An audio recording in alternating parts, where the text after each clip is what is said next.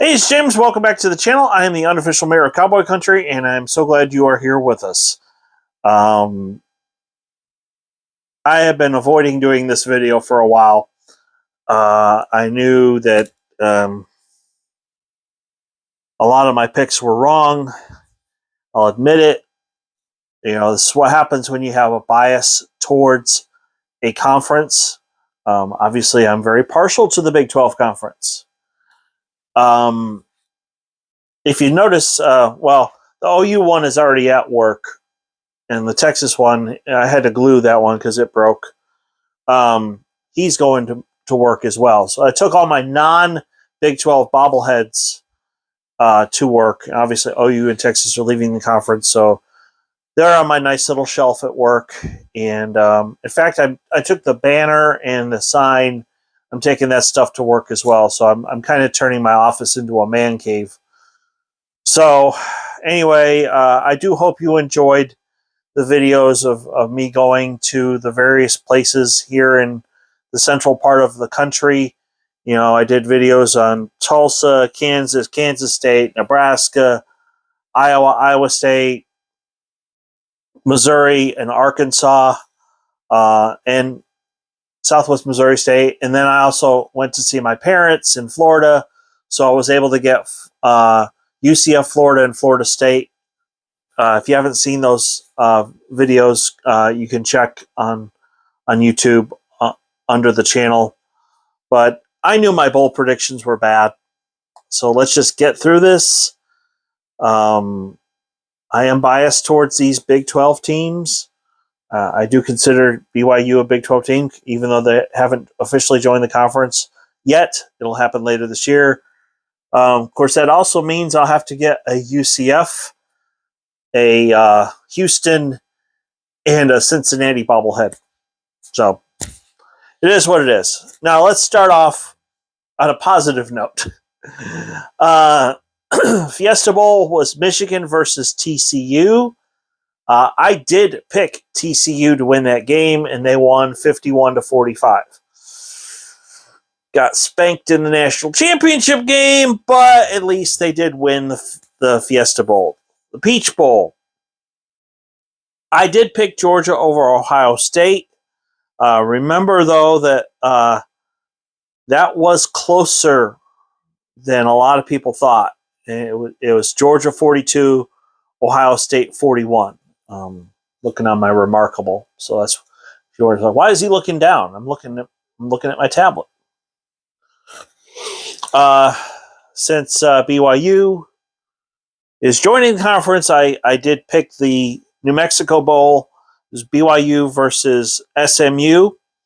Now, I picked SMU to win, but I'm happy that the Cougars won 24-23. I did go to Utah last year and actually bought this at LaVell Edwards Stadium. So I like this bobblehead of Cosmo. Really cool mascot. Does a lot of stunts during the game. Just a really, really cool cat. Literally. Armed Forces Bowl. I picked Baylor over Air Force, and Air Force won 30-15. I did not see that coming at all. I thought Dave Aranda would have his team ready to play against the option style attack. And it's very, I've said this before on the channel, when you're playing an option team, it's very much a assignment-driven defense. I mean, one person has the tight end, one person is assigned to come up and get the quarterback, the other person is assigned to get the pitch man, and you have to stick with your assignment. You can't buy into the fake, he fakes the handoff and keeps it. You can't buy into that. You have to, that's my guy, and wherever he goes, that's where I go. And Baylor didn't do that. Now, the Liberty Bowl, I picked Kansas over Arkansas, and I knew that was a upset. That would have been an upset had it happened. But it went to 3 overtimes. So I know there's no such thing as a moral victory, but Kansas did make a good showing, and but they lost 55-53. The Texas Bowl, Texas Tech versus Ole Miss. I don't like Ole Miss. I don't like the hotty toddy. I think it's stupid. I'm not a fan of Ole Miss. I was there in 2004 when they played Oklahoma State in the Cotton Bowl. I had to hear that hotty toddy chant like 50 times, and I was just like, ugh! I just got tired of hearing it. But Texas Tech won 42-25. Good job, Red Raiders. Of course, I like that one because Patrick Mahomes. And I am a Chiefs fan, so I did not pick against the Sooners because I'm an OSU graduate. I picked Florida State because they were at the Cheez-It Bowl. The Cheez-It Bowl is in Orlando. So obviously they had many more fans there than OU was going to. It was practically a home game. So, and let me just say this as a side note. During my trip to Florida, I did try to do a video of the Cheez-It Bowl.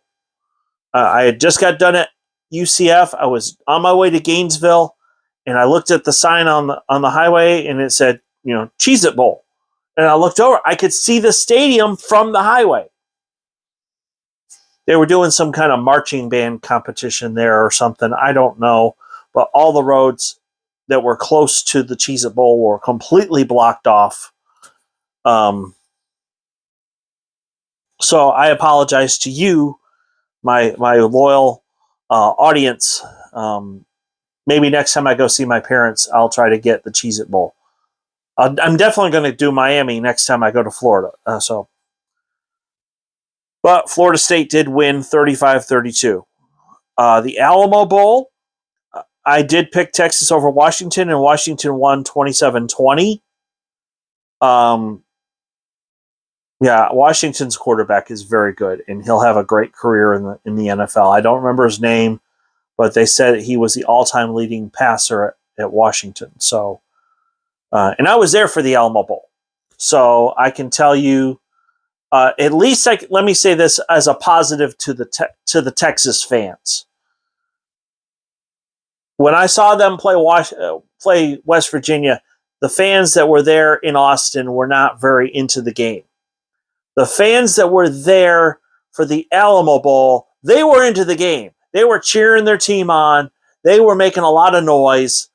And so kudos to those Texas fans that went to that bowl game because you represented your school well. You did. So, the Gator Bowl, I was wrong about that one. I picked South Carolina over Notre Dame, and Notre Dame won 45-38. I mean, you have to think about context. The 2 weeks leading up before their bowl game, South Carolina beat Tennessee, who was a top 10 team. Excuse me. And they beat Clemson, who was a top 10 team. South Carolina was looking really good going into their bowl game. And of course, I mean, they lost 45-38. So they were going toe-to-toe with Notre Dame. So it wasn't like they got blown out. But I'm disappointed. Of course, I'll always have a soft spot in my heart for South Carolina because in 2008, I did go to the Army Chaplain School, and that's at Columbia, Fort Jackson, South Carolina, which is near Columbia. So I've actually I went to 2 games. I saw them play Tennessee and I saw them play Arkansas. So I've been inside of William Bryce. That's a good stadium. But obviously they came up short. Sugar Bowl, I picked Kansas State to beat Alabama. By the way, I tried to move this the other day and forgot to take the little guys off first. And so this poor bobblehead, I don't know if you can see the glue that's holding the legs together. but there's a substantial amount of glue there now. Poor guy. But I was under the impression that most of the stars from the Alabama team were going to say, we're not playing in the bowl, we're going to the NFL. Well, once their quarterback said, no, I'm playing in the bowl, all the other players were like, well, yeah, I'm going to play in the bowl game too. So if some of those players had not played, I think Kansas State would have had the edge, but obviously Alabama won 45-20. Now, I picked Utah over Penn State, and I think here's what I think happened is I think Utah they had a very tough game against USC in the Pac-12 championship game where Penn State got to rest. They didn't have to play in a conference championship game. So I think that rest and not having players hurt, that helped Penn State. Of course, they won 35-21. Military Bowl, UCF versus Duke.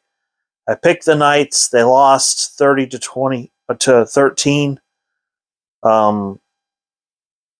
Duke's a decent team, and I underestimated them greatly, and that's my fault. The Fenway Bowl, Cincinnati versus Louisville. I thought since Cincinnati was closer, they would have more fans there. Louisville was struggling at the end of the season, but they won 24-7. So obviously, the most painful loss was Oklahoma State versus Wisconsin. Of course, I was counting on Spencer Sanders playing in the game. Didn't know he was going to go in the portal. And the worst part about him going in the portal is he went to Ole Miss. I would have rather he went to Norman. I don't like Ole Miss. Well, they can have him.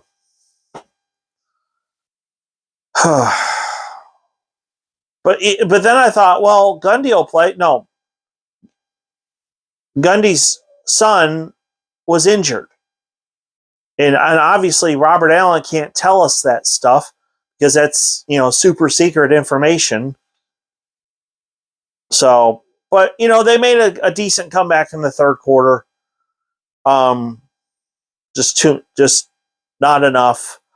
And I was happy they made some adjustments at halftime that really hindered Wisconsin's offense. So, and the thing I like about the future, at least, is when Oklahoma State played Wisconsin, the defense was very good at preventing what they call yak, or yards after catch. So a Wisconsin player would catch the ball, the OSU defender would be there immediately, made the tackle. I thought they looked pretty good. The defense looked good. Offense, I'm sorry, Rangel is not the guy. He's a good backup, but he's not the guy. We need Zane Flores.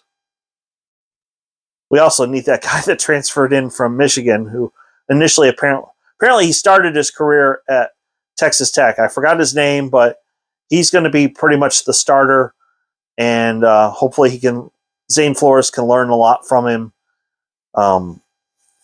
Honestly, I think he's an upgrade compared to Spencer Sanders. So now I did predict Houston would beat University of Louisiana. They won 23-16.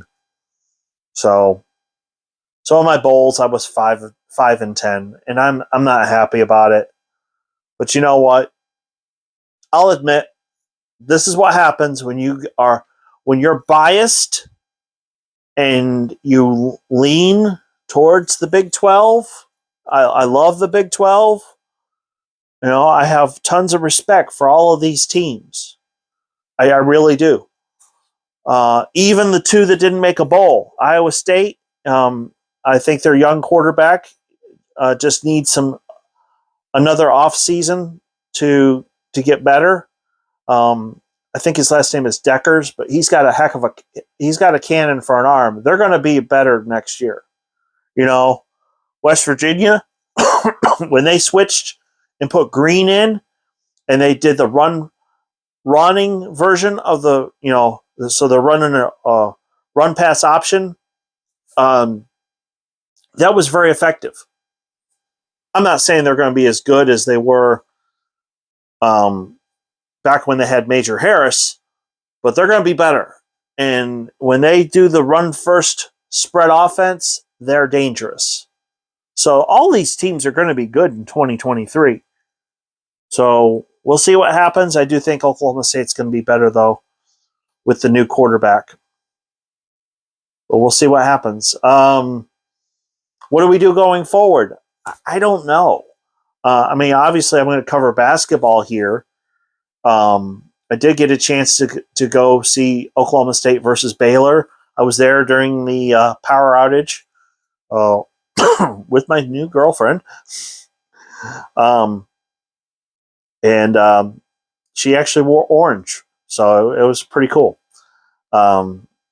She's a TCU grad, so I'd like to go to a TCU game and wear purple and support her team as long as they're not playing the Cowboys. So anyway, if you are new to the channel, please hit like and subscribe. I am planning on going to North Carolina in May, do some of the ACC schools, some of their football stadiums. Hopefully sometime in the next week or two, I'm going to make a special trip to Abilene, Texas. I know Abilene Christian University is a smaller school, but it's a fairly new stadium, and the pictures look phenomenal. So I'd like to see it in person. And maybe sometime between now and June, I don't know when, probably the weekend that Oklahoma State plays basketball at Texas Tech, I want to go up there because I want to, if I can do this right, go to the Tech game, do an update on the Texas Tech construction on their football stadium, possibly swing over to UTEP. UTEP is the biggest stadium in Texas that I do not have a video of. I've done everybody else in the top, as far as the top 10 stadiums in Texas. UTEP is the only one left. So sometime this year, I will make a special trip out there to El Paso. That's going to be a long trip. So from the bottom of my heart, I want to say thank you for watching. And I appreciate everybody who subscribes to my channel. And as always, go Pokes.